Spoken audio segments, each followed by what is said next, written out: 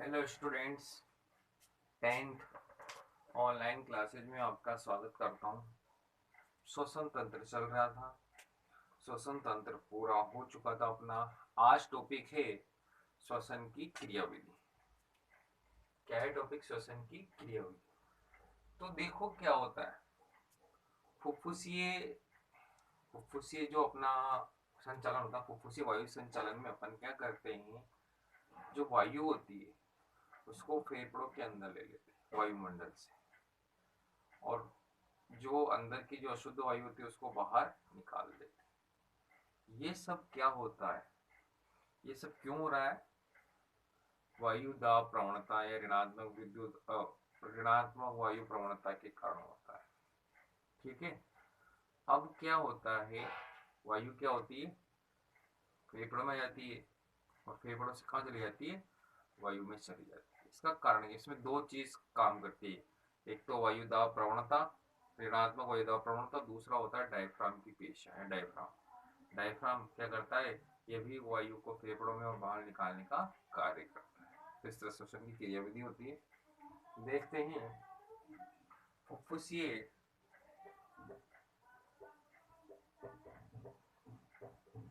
फुफ्फुसीय वायु संचालन, मतलब फेफड़ों में वायु का पहुंचना या आना जाना। फेफड़ों में वायु को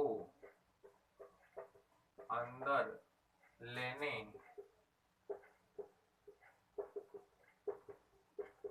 व बाहर निकालने की ऐसी प्रक्रिया है जो गैसीय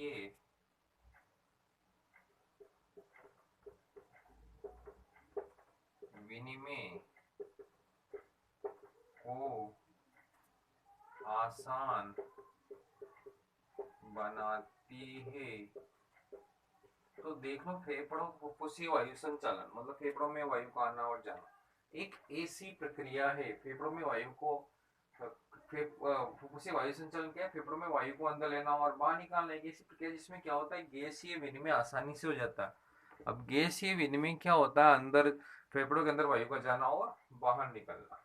ठीक है। अब आता है इस वायु संचालन, इस वायु संचालन के लिए श्वसन श्वसन तंत्र में वायुमंडल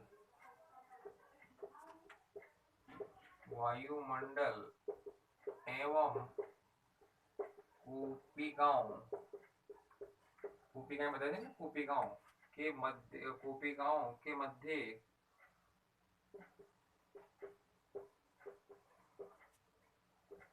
ऋणात्मक दाब प्रवणता, दो चीजें काम, प्रवणता। तो वायुमंडल और कूपिकाओं के मध्य एक तो क्या होती है, ऋणात्मक दाब प्रवणता। मतलब क्या होता है, दाब में अंतर होता है। ऋणात्मक दाब प्रवणता व एक मिनट डायफ्राम की पेशियां। ठीक है। ऋणात्मक दाब प्रवणता तथा या व डायफ्राम डायफ्राम के संकुचन, डायफ्राम के संकुचन संकुचन का उपयोग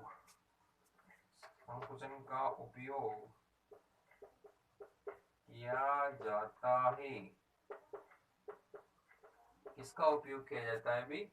एक तो ऋणात्मक दाब प्रवणता और दूसरा कौन सा है? डायफ्राम के संकुचन का।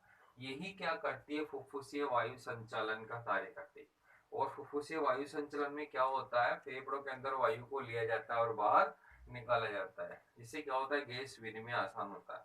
अब गैस विनिमय या वायु संचालन का कार्य करने के लिए कौन दो कारक है? एक तो क्या होता है, गैसीय वायुमंडल कोशिकाओं के मध्य क्या होता है, ऋणात्मक दाब प्रवणता और डायफ्राम के पेशियों के संकुचन के कारण क्या होता है, फुफ्फुस से वायु संचलन की क्रिया होती है। ठीक है, मिटा दे। चलो लिखिए होगा, बोर्ड छोटा है इस वजह से। अब आता है इस प्रक्रिया के अंदर अपन क्या करते हैं, वायु को फेफड़ों में लेते हैं, ठीक है ना। तो इस प्रकार इस प्रकार इस प्रकार वायुमंडल इस प्रकार वायुमंडल से अधिक अधिक दाब वाली, क्योंकि वायु के अंदर क्या है भी, दाब ज्यादा है, हमारे शरीर के अंदर कम होता है, अधिक दाब वाली वायु फेफड़ों फेफड़ों में प्रवेश कर जाती है। और इस प्रकार क्या होती है, ऋणात्मक दाब प्रवणता के कारण, और क्या होता है, डायफ्राम में संकुचन कारण क्या होती है, जो वायुमंडल से अधिक दाब वाली जो वायु होती है वही क्या होती है, हमारे फेफड़ों में चली जाती है। अब मैंने कहा था कि जो श्वसन जो क्रियाविधि उसके भी दो स्तर है। पहला तो होता है बाह्य श्वसन, दूसरा होता है आंतरिक श्वसन। बाह्य श्वसन के अंदर क्या होता है, गैसों का आदान प्रदान होता है, किसके बीच में होता है भी, कोशिकाओं के बीच में और केशिकाओं के बीच में। जबकि आंतरिक श्वसन के अंदर क्या होता है, रक्त और ऊतकों के बीच में गैसों का आदान प्रदान होता है। तो श्वसन श्वसन श्वसन की प्रक्रिया दो स्तरों में होती है। कितने स्तर होते हैं, दो स्तर। पहला है बाह्य श्वसन और मैंने कहता है इसमें क्या होता है भी, कोशिकाओं और रक्त के बीच में आदान प्रदान होता है। ठीक है, इसमें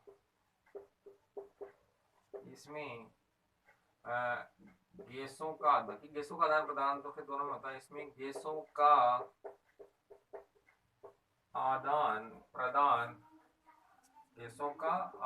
प्रदान हवा से भरी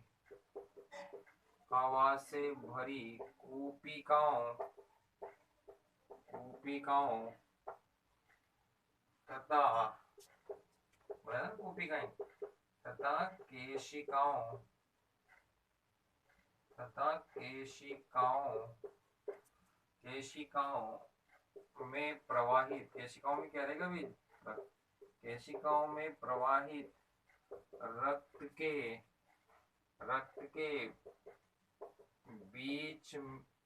के बीच गैसों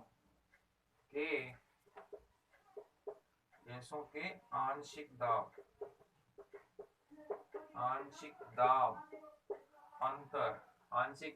अंतर के कारण होता है। ठीक है, किस कारण होता है, आंशिक दाब अंतर के कारण। तो इसमें क्या होता है, जब गैसों का आदान प्रदान होता है बाह्य श्वसन के अंदर, वो क्या होती है, कोशिकाओं और केशिकाओं के बीच में। तो केशिकाओं में क्या है, रक्त, इनके बीच में आदान प्रदान, ऑक्सीजन चली जाती है, कार्बन डाइऑक्साइड कोशिका में चले जाती है। और ये किस क्रिया के द्वारा होता है, आंशिक दाब अंतर का। आंशिक दाब में अंतर होता है, इसी कारण से होता है ये वायु श्वसन की क्रिया होती है। अब दूसरा है अपने पास आंतरिक श्वसन। तो आंतरिक श्वसन क्या होता है भी, मिश्रण विधि के द्वारा होता है। कौन सी क्रिया के द्वारा होता है, मिश्रण विधि के द्वारा। देखेंगे अभी। दूसरा है अपने पास आंतरिक श्वसन। तो आंतरिक श्वसन में इसमें गैसों का आदान प्रदान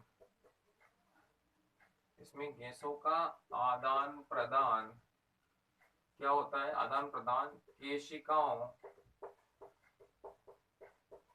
केशिकाओं में प्रवाहित रक्त तथा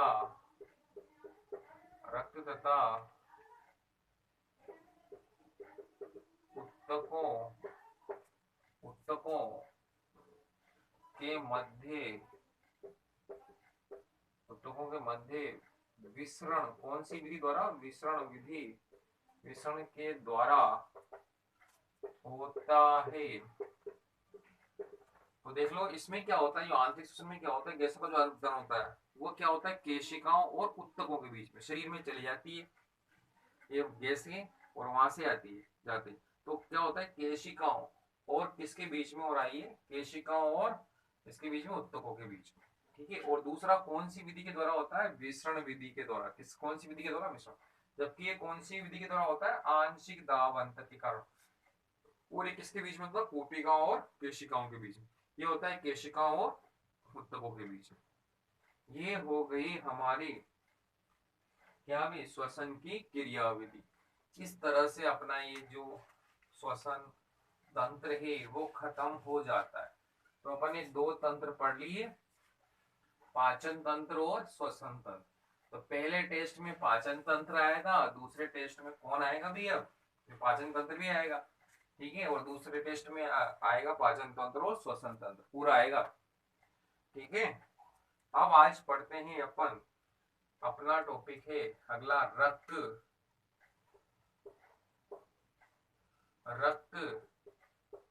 एवं परिसंचरण तंत्र। रक्त एवं परिसंचरण तंत्र। तो पहले रक्त की बात करते हैं, परिसंचरण तंत्र बाद में देख लेंगे। रक्त होता क्या है, आपको पता है, रक्त शरीर में पाया जाता है, लाल रंग का होता है। तो रक्त क्या, एक तरल संयोजी ऊतक है। संयोजी ऊतक क्या होता है, जो एक अंग को दूसरे अंग से जोड़ने का कार्य करता है। तरल पता है, लिक्विड होता है, द्रव होता है। तरल संयोजी ऊतक है जो क्या करता है, गैसों का, ऑक्सीजन का, कार्बन डाइऑक्साइड का, पोषक पदार्थों को लेके जाता है शरीर के सभी भागों तक, और अपशिष्ट पदार्थों को भी ले जाता है। तो ये क्या करता है, ऑक्सीजन, कार्बन डाइऑक्साइड, पोषक पदार्थ, अपशिष्ट पदार्थों का परिवहन करता है। अब आता है रक्त निर्माण कहाँ होता है। रक्त का निर्माण क्या होता है, जो वयस्क होते हैं उनमें तो क्या होता है, लाल अस्थि मज्जा। हमारी हड्डी होती है ना, हड्डी के अंदर खोखली जगह होती, खोखला अंदर, उसको बोलते हैं लाल अस्थि मज्जा, वहां होता है। जबकि जो नवजात शिशु होता है ना, या नवजात में क्या होता है, ये प्लीहा, जिसको अपन तिल्ली कहते हैं कॉमन भाषा में, प्लीहा के अंदर होता है, यकृत के पास ही पाई जाती है। ठीक है। अब क्या होता है, जो रक्त है, रक्त के क्या होते हैं, दो भाग होते हैं, एक तो तरल भाग, दूसरा होता है ठोस भाग। ठीक है। तो तरल भाग तो कहलाता है प्लाज्मा, जो 55% होता है, जो पीला पीला दिखता है ना। और जो ठोस भाग होता है उसमें रक्त कणिकाएं पाई जाती है। रक्त कणिकाएं तीन प्रकार की, लाल रक्त कणिकाएं, श्वेत रक्त कणिकाएं या कोशिकाएं या बिंबाणु, तीन पढ़ेंगे सब पूरा डिटेल में। फिर आता है जो रक्त होता है वो क्या होता है, हल्का क्षारीय द्रव है। और एक व्यक्ति में कितना, लगभग 5 लीटर क्या होता है, अभी रक्त पाया जाता है। ये रक्त के बारे में थोड़ा सा अब लिख लेते हैं इसको। ठीक है। तो रक्त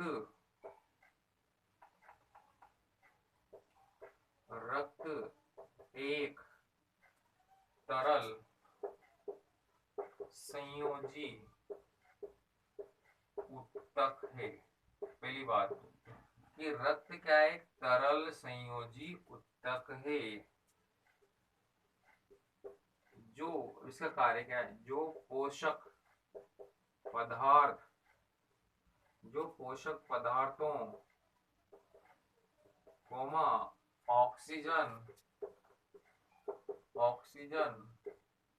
कोमा कार्बन डाइऑक्साइड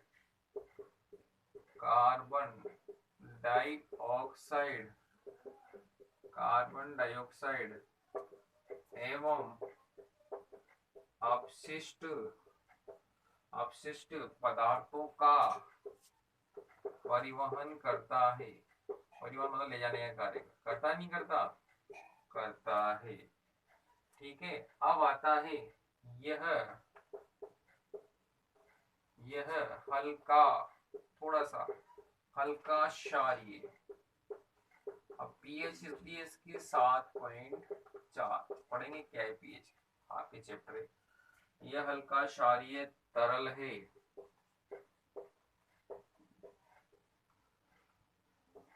ठीक है भी। यह हल्का क्षारीय तरल है जिसकी पीएच, यहाँ लिख दो, चलो हल्का क्षारीय तरल है, वो आगे लिख देते हैं। यह हल्का क्षारीय तरल है जिसकी पीएच 7.4 होती है, तो क्षारीय तरल होता है और पीएच कितनी होती है? 7.4। ठीक है, ये इसका कार्य। फिर आता है अपने पास रक्त का निर्माण। रक्त का निर्माण लाल अस्थि मज्जा, लाल अस्थि मज्जा में होता है। कहाँ होता है भी? लाल अस्थि मज्जा में होता है। परंतु मैंने कहा था शिशुओं के अंदर, नवजात में, नवजात में इसका निर्माण कहाँ भी? प्लीहा, प्लीहा, स्प्लीन जिसको बोलते हैं, तिल्ली, प्लीहा में होता है। किसमें होता है भी? प्लीहा में होता है। ध्यान ना, वयस्क अवस्था में, बड़ों में तो लाल अस्थि मज्जा में होता है, जबकि क्या होता है नवजात में इसका निर्माण कहाँ होता है भी?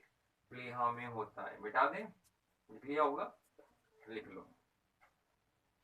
अब आता है जो मैंने कहा था कि रक्त है, रक्त, रक्त है, रक्त सामान्यतः क्या होता है? एक व्यक्ति में क्या होता है? 5 लीटर रक्त पाया जाता है सामान्यतः। एक व्यक्ति, 1 लीटर जान दो ना, चंबल का पाउच होता है 1 लीटर का तेल का। सामान्यतः एक व्यक्ति में, मतलब उसके 5 के बराबर 5 पाउच एक व्यक्ति में, सामान्यतः एक व्यक्ति में 5 लीटर, कितना भी? 5 लीटर रक्त, रक्त होता है। कितना लीटर रक्त? 5 लीटर। और रक्त के 2 भाग होते हैं। पहला है ठोस भाग और दूसरा है तरल भाग। पहला है ठोस भाग, दूसरा है तरल भाग। ठोस भाग प्लाज्मा कहलाता है, 55 में पढ़ेंगे इसको, आज वो भी नहीं पाएगा, अगली क्लास में इसको वो ध्यान रखना। भी कोर्स बता दिया मैंने टेस्ट के लिए, जो गुरुवार को टेस्ट है आपका, ठीक है, वो क्या है? उसमें आएगा पाचन तंत्र पूरा और श्वसन तंत्र पूरा। ठीक है, कोई दिक्कत है? तो सामान्यतः 5 लीटर रक्त होता है, जो क्या होता है? रक्त के 2 भाग होते हैं, ठोस भाग और तरल भाग। ठीक है, धन्यवाद। पढ़ते रहे, देख रहा हूँ कोई पढ़ता नहीं, पढ़ो भी पढ़ो, नोट्स बनाओ।